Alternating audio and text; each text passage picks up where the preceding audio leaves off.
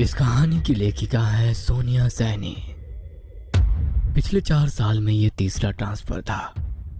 पापा के साथ हम 4 भाई बहन और माँ भी बार बार इस तरह सामान लेकर यहाँ से वहाँ भागते परेशान हो चुके थे। सबसे ज़्यादा दिक्कत आती थी बार बार स्कूल बदलने में। नया माहौल, नए लोग। जब तक हम थोड़ा संतुलित हो पाते, पापा एक नई जगह जाने का आदेश सुना देते। इस बार पापा का तबादला शहर से दूर एक छोटी सी पहाड़ी पर बसे गांव में हुआ था। हम चारों का मुंह लटका हुआ था। एक तो गांव, वो भी इतना पिछड़ा हुआ, ना ढंग का स्कूल होगा ना रहने की जगह। ऊपर से हमारे बड़े परिवार का छोटे मोटे मकान में गुजारा भी नहीं था। पापा ने बताया कि रहने के लिए डाक विभाग की ओर से एक पुराना बंगला तैयार कर दिया गया है, कोई दिक्कत नहीं आएगी।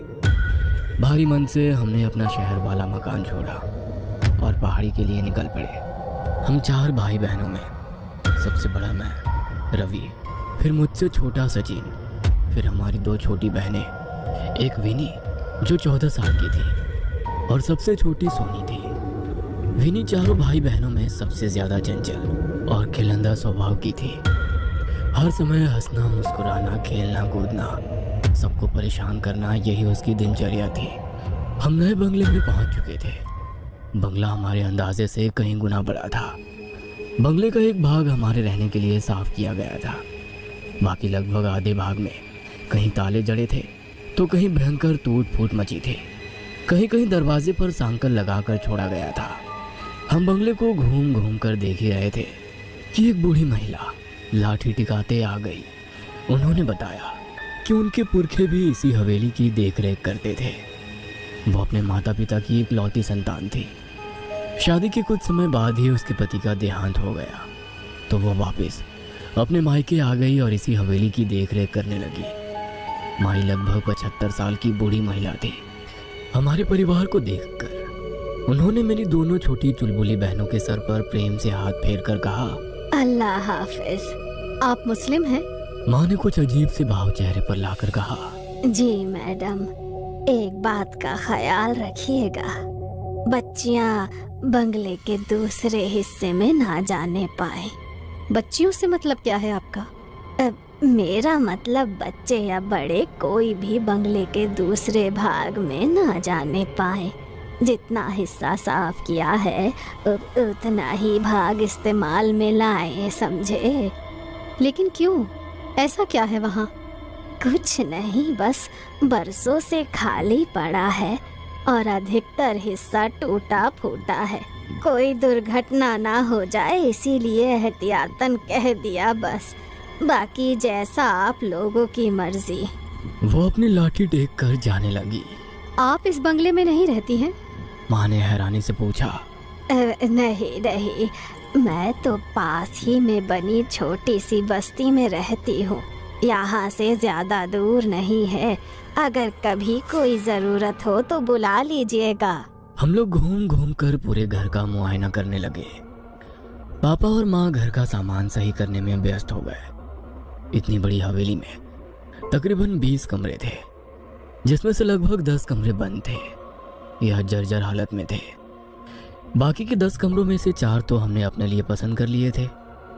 बाकी बचे कमरों में सामान लगाने के बाद भी 2 कमरे बचे ही थे।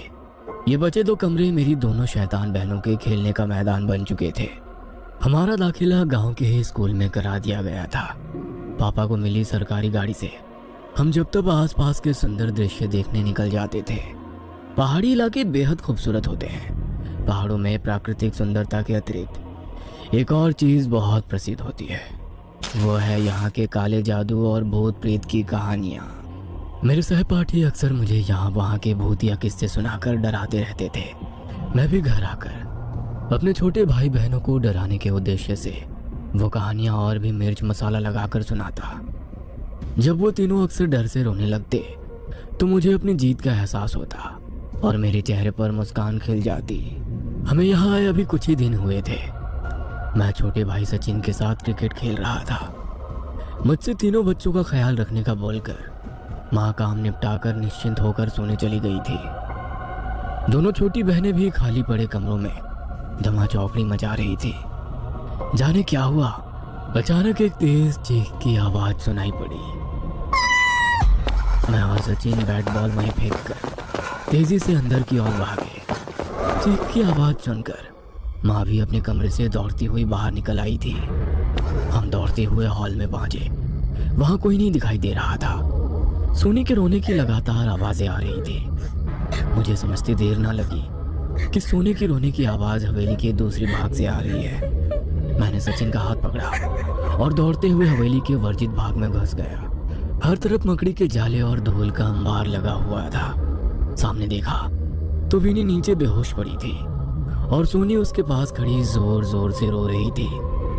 लगभग उसी समय माँ भी हमारे पास पहुंची। विनी को बेहोशी की हालत में देखकर माँ की चीख निकल गई। किसी तरह विनी को लेकर हम बाहर हवादार कमरे में आए। सोनी को पुचकार कर चुप कराने के बाद मैंने उससे पूछा, तुम चीखे क्यों और विनी कैसे बेहोश हो गई?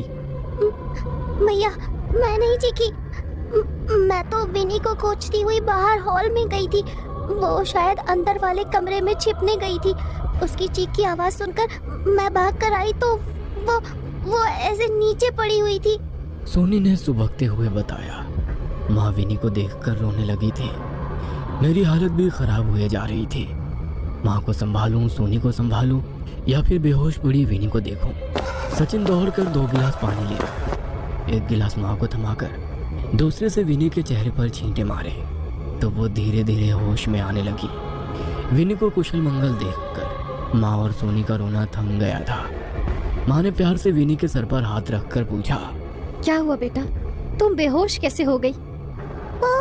माँ, मैं छिपने के लिए जगह ढूंढ रही थी। वहाँ उस कमरे के दरवाजे पर साकल बंद थी और उस पर रक्षा सूत्र बंधा हुआ था। मैंने उसे खोलकर कमरे में जैसे ही प्रवेश किया, वहाँ सब धुआं धुआं सा दिखने लगा।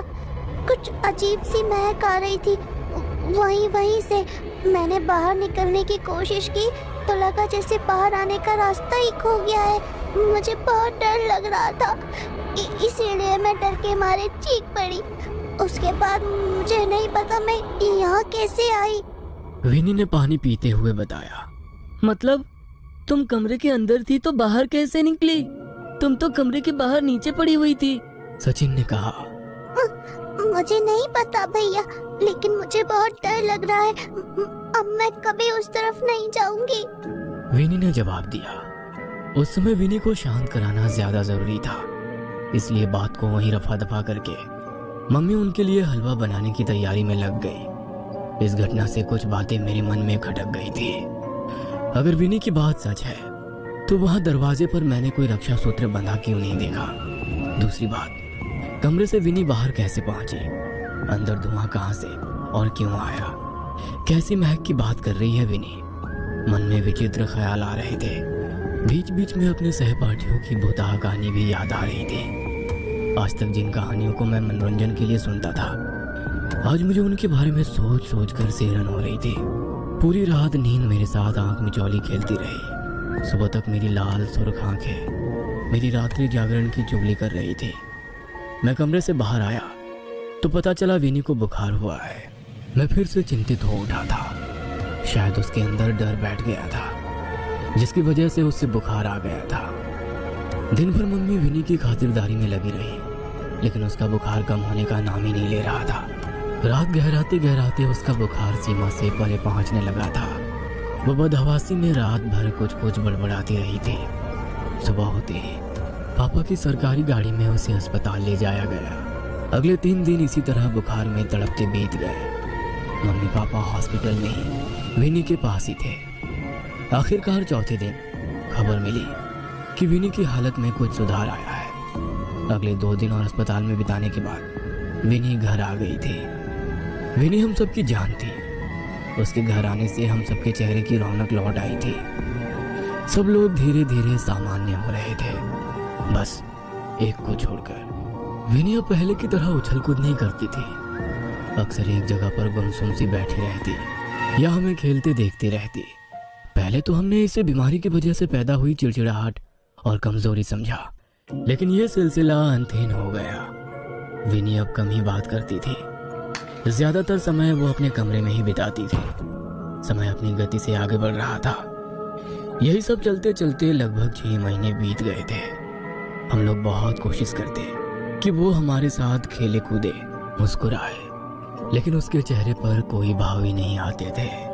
वो यूं ही भावहीन सी एकटक शून्य में ताकती रहती। ज्यादा जोर जबरदस्ती करने पर वो उठकर अपने कमरे में चली जाती और दरवाजा बंद कर लेती।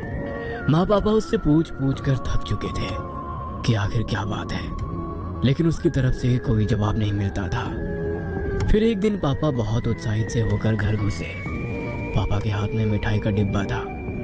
उत्साहित स्वर में उन्होंने दोनों छोटी बहनों को पुकारा और मिठाई का डिब्बा पकड़ा दिया। अरे मेरी पदोन्नति हो गई है, तनख्वाह भी बढ़ेगी और अगले 4 साल तक कहीं भागना भी नहीं पड़ेगा। पापा ने खुश होकर कहा। प्रमोशन की खबर ने हम सबके चेहरे पर मुस्कान ला दी थी। पापा विनी को मिठाई खिलाने लगे तो विनी पापा का हाथ झटक कर अंदर भाग गई। पापा के प्रमोशन होने के बाद अब घर में पैसों की कोई दिक्कत नहीं थी।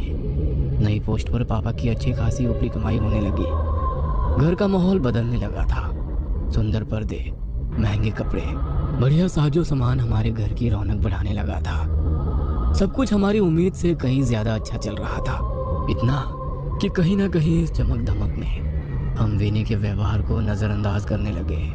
धीरे धीरे साल बीतने को आया था। मेरी प्यारी सी चुलबुली बहन अब एक गंभीर सी लड़की बन गई थी। स्कूल में भी उसका प्रदर्शन खराब होता जा रहा था। किसी तरह समझाने बुझाने पर उसने परीक्षा तो दे दी, लेकिन अगले साल उसने स्कूल जाने से साफ मना कर दिया। 1 साल के भीतर ही उसकी शारीरिक और मानसिक स्थिति में बहुत परिवर्तन आ गया था। वो छोटी बच्ची अब एक परिपक्व सी लड़की नजर आने लगी थी। मेरा दाखिला भी कॉलेज में हो गया था। मैं देर रात तक जाग कर अपने असाइनमेंट बनाता था। उस रोज रात में पढ़ते पढ़ते मैं काफ़ी देर तक जाग रहा था। अचानक मुझे किसी के फुसफुसाकर बात करने की आवाज़ सुनाई पड़ी। आवाज़ मर्दानी थी। मैं कुछ शंकित सा हो उठा। धीमे धीमे सदे हुए कदमों से मैं हॉल में पहुंचा तो आभास हुआ कि आवाज़ विनी के कमरे से ही आ रही है। मैंने चुपके से झांक कर विनी के कमरे में देखा तो वो एक दीवार की ओर मुड़ करके फुसफुसाते हुए कुछ बात कर रही थी। कमरे में विनी के अलावा कोई नहीं था और सबसे ज़्यादा मुझे उसकी आवाज़ विचलित कर रही थी। दिन भर एक शब्द मुंह से ना निकालने वाली लड़की आधी रात को दीवारों से मर्दाना आवाज़ में बात कर रही थी। किसी तरह मैंने अपनी चीख को गले में ही दबाकर वहाँ से निकलना उचित समझा। रात काफ़ी हो चुकी थी। मैंने फ़िलहाल किसी को भी जगाना ठीक नहीं समझा। उस रात मैंने कैसे करके एक एक पल बिताया मैं शब्दों में बयान नहीं कर सकता। सुबह होते ही मैंने मम्मी पापा को सारी बात बताई। माँ किसी अनहोनी की आशंका से कांप उठी थी। माँ और पापा चुपचाप किसी तांत्रिक या ओझा की खोज करने लगे।